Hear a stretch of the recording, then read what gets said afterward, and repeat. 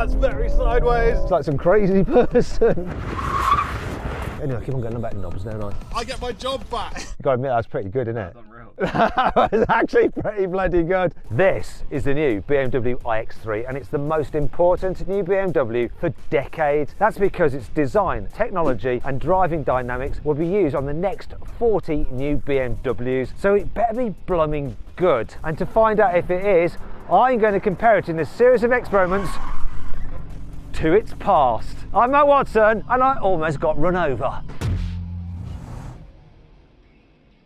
BMW has just delivered this car here. I've not had a chance to look at it or drive it or anything yet. You're going to join me for my first impressions of this new important BMW. And then afterwards, I'm actually going to take the car away, live with it for a week, and then report back my honest opinion on this car, so you'll know whether it's any good or not. Have they succeeded or have they failed? Let's get on with it. It's so different to other BMWs, and like this part just harks back to like really old BMWs. See if we can get the lights on. Yeah, look, it's illuminated grille. It may be a little bit chintzy for some, but I quite like it. I do think this car is very colour specific, and I'm not sure about it in this colour. And the reason is, while the front has quite a lot of presence to it, the sides, the way it's all kind of smooth and pebbly, it sort of just like loses its form. Let me have a look at it from back here. You know, is it SUV? It's not quite tall enough for an SUV, but it's not a hatchback either. Obviously aero caps in the wheels to improve the efficiency. Around the back, see, I quite like the rear design as well, not as much as the front. I'm never a fan of BMW's new design whenever it comes out, but it does always sort of grow on me. But I do just want to give you a little bit of a comparison, right, to when BMW's designs were. So now we've got an X3, it's a 2019 model year. It does have a few like extra bits that have been added on, but you get the general idea. You can see how the new iX3 is just lower, whereas that's more like a proper SUV. I mean, I do like the new look, but it's this whole thing. If you come down here, like down the sides, you can see just the creases and good old-fashioned door handles. Just not as interesting. And the back, look at the back of that compared to the back of that. That's made me go off the rear of that right now. But like I said, BMW, the designs, they always try something new, and they always do grow on me. So we'll probably revisit this again in about 4 years' time, and I'll go, what a great looking car that is. But at the moment, I ain't feeling it. Now, that is my take on the design of the new iX3. But what about everyone else? What I'm going to do is a little Instagram story. I'm going to put it live now. We'll find out at the end of the video what people think of the design of that compared to the design of the old X3. So Jack's going to film me. Okay, so here I have the new BMW iX3. Have a look at it, there it is. But I've also got an X3. Yes, it's the M version, but have a look down the side of this car. Look at it, look at the side and the rear. Then have a look around here as well. And what I want you to do is to vote up there which car you think looks the best. Is it the new iX3 or is it the old X3? Let me know, vote up there right now. Anyway, let's check out the quality of the new iX3. First, let's check out the panel gaps, because I think they might have got a little bit tight. If you look on the bonnet here compared to this one, can you see? And around the plastics, it just seems a little bit neater. Obviously this is an older car, right? Going down the sides as well, it's just more consistent. And you really notice these window frames here compared to like the old-fashioned way. That is quite cool. Obviously this car is massively spec'd up being the M. This looks like entry spec to me. Very unusual for BMW's press office to send out an entry spec car for a review. It's all very nicely done. This, I mean, not too many complaints, but it is noticeably slightly wider. Anyway, let's check out the quality of the doors. So, do we get a nice, oh, that feels solid. The backs are usually more tinny, a little bit more tinny. Right, let's try this one. Gotta say, I prefer this handle. I definitely prefer that handle. But that's a bit rattly, that is. Have a feel of this. I can hear it. That is better, that is. I hate the handle. Yeah, I know, everyone hates the handle. That is solid.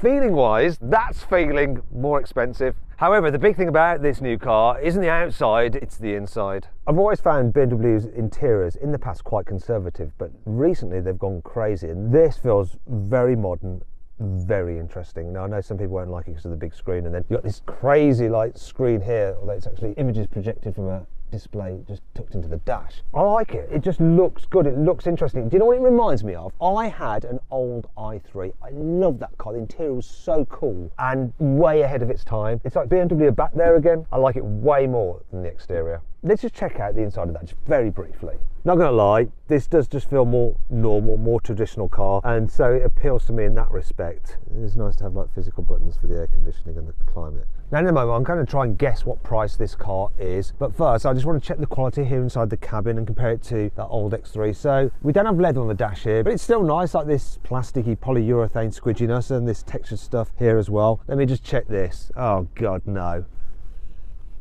Oh, classic. Why do manufacturers do that? Why do they have to have the air vents moved around by a little blooming motor? Because you know one day that's going to break, and it's just much easier to have a little knobby that you move around. Anyway, I keep on going about knobs, don't I? Turning the knob, twiddle the knob, the big knob. I just love to stroke the knob. Right, so quality-wise though, yeah, generally quite nice. This centre console is solid. We do have some slightly cheap feeling plastics lower down. The steering wheel feels nice as well. Jack hates it, and to be fair, I don't like this plasticky bit on it. That looks a bit like a toy. You've got some touch sensitive buttons, not a fan of those really, but I like the cover over them. It looks quite blingy. One thing that's happened is the indicator stalks on BMWs have gone really cheap. That's okay, I guess. Let's check out the damping on the glove box. Oh, that's well damped, loving that. And the headlining and stuff seems fine, and let's just do this test. That feels smooth and nice. That feels pretty good, and the seats are lovely. So generally, it is quite good apart from a few annoying things. But how well has the old car stood the test of time? Now, we've got to bear in mind that this is a 6-year-old car, but the seats, obviously the M seats, so they are lovely. Do you know what? This is not leather, it's like leatherette, but it looks good. That's squidgy actually on the glove box, and it's squidgy there, so that feels more expensive lower down. This centre console doesn't seem quite so cheapy. I mean, we do have the black piano shiny plastic here, which is scratched to buggery, but like the steering wheel, a bit shiny. It's not as modern, but it looks a little bit more expensive, less like a toy. Centre console solid. That's just the same really. Let's check the damping on the glove box. Oh, not quite as well damped. Headlining, no different really. It's like they haven't changed these in years. Let's feel the buttons on there. Actual physical buttons rather than touch sensitive ones, which are easier to use like in the new car. Ah, here we go.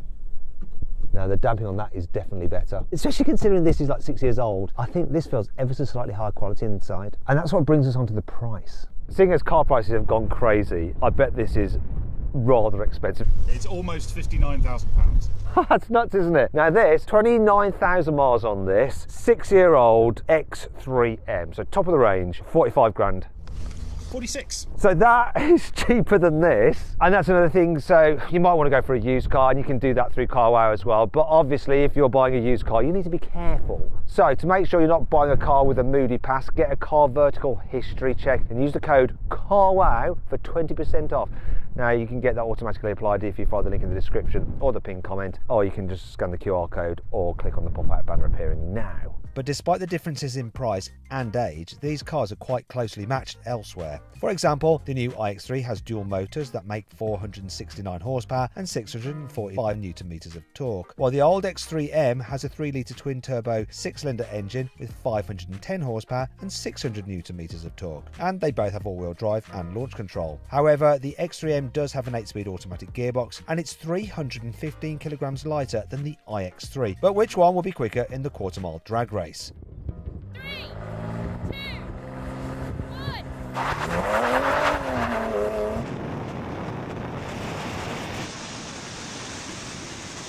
He was spinning his wheels, this managed its traction brilliantly. Goodness me! Oh, come on!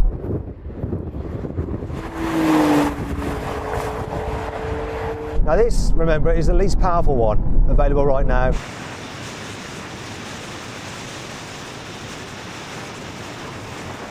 he gaining? I can't tell. Yeah, I got beaten.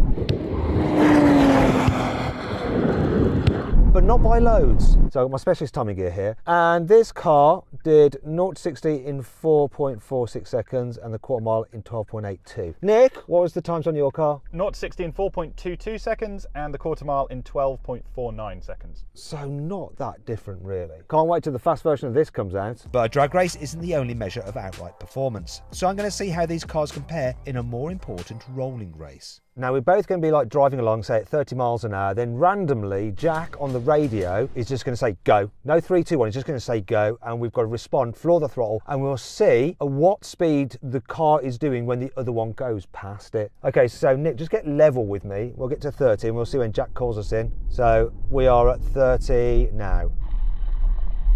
Go.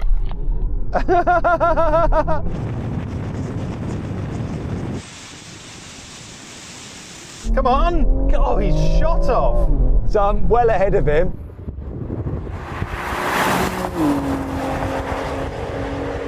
He's still pulling away.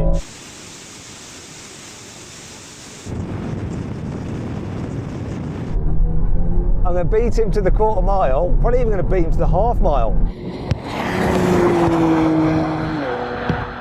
I'm not gaining on him.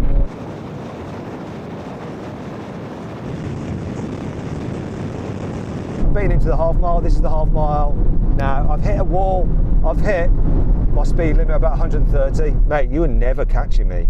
I knew you'd get a jump on me, but I wasn't gaining until we were doing silly speeds. Okay, so that's quicker in a drag race. This is quicker in the real world. What about when it comes to braking? Because this is heavier. Let's do a brake test. Here we go, 100 miles an hour.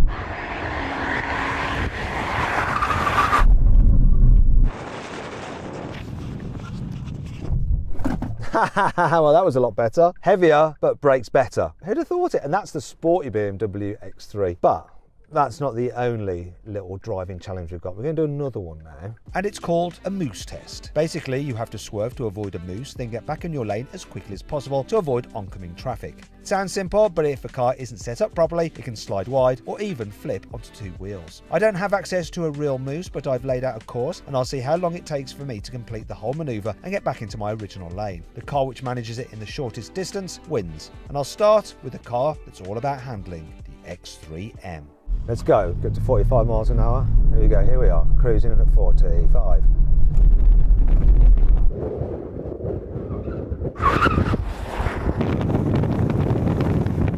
The stability control really kicked in then. But will the iX3 do better? Let's find out. 45.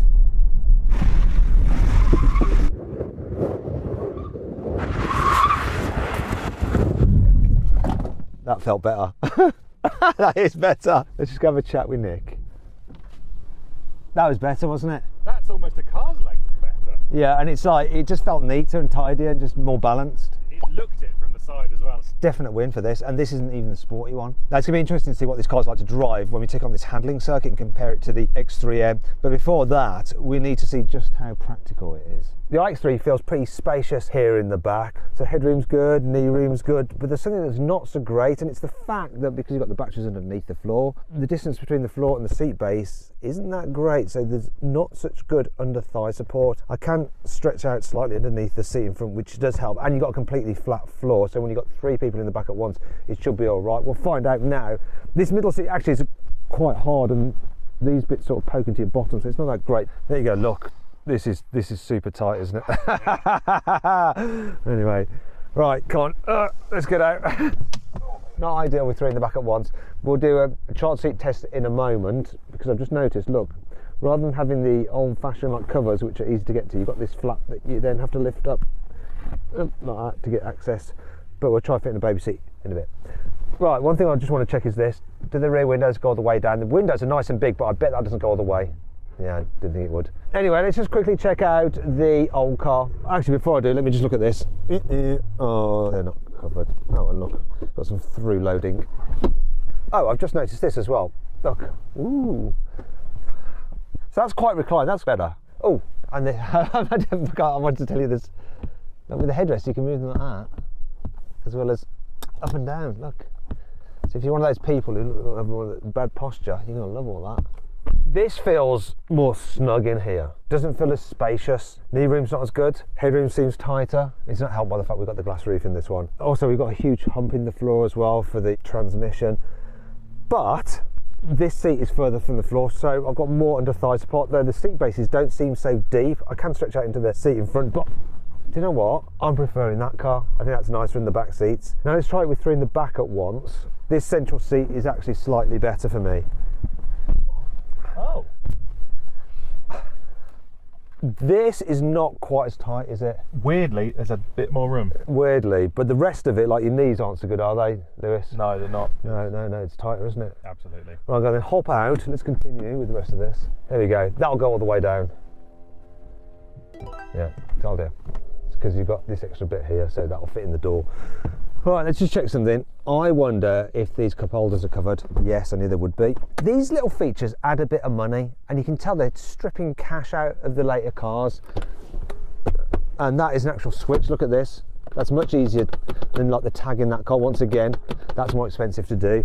And down here as well, I can recline the seats, and it's not a pull tag. It's actually like a proper lever. Well, that is actually better, so the headroom issue's gone. Still prefer that one ever so slightly in the back seats. This is what I'm talking about, the Isofix. Look, no messing around, no lifting anything up. You can just bodge your Isofix anchor point into there and jobs are good. And in fact, let's do that now. Let's do the baby seat challenge. So Nick's going to time it. Go on, Nick. Right, there we go. Right, let's get into the new car first. Then my holes are exposed. I'm going to do this side first. Problems already, can you see? That's flopped back down again. Wasn't bad. What was the time? 52.64 seconds. That's not bad. I was fighting the wind, really. Oh no, it's flopped back down again. Look at that. I don't think that's a great solution at all. Let's do it in the old car. 3, 2, 1, go. All right. Oops. This should be easier. Then just have a jab around in there. That's fitted. So this side, that's fitted. That's fitted. 35.64. Yeah, it's definitely easy, and it's all down to those Isofix. Even though this opening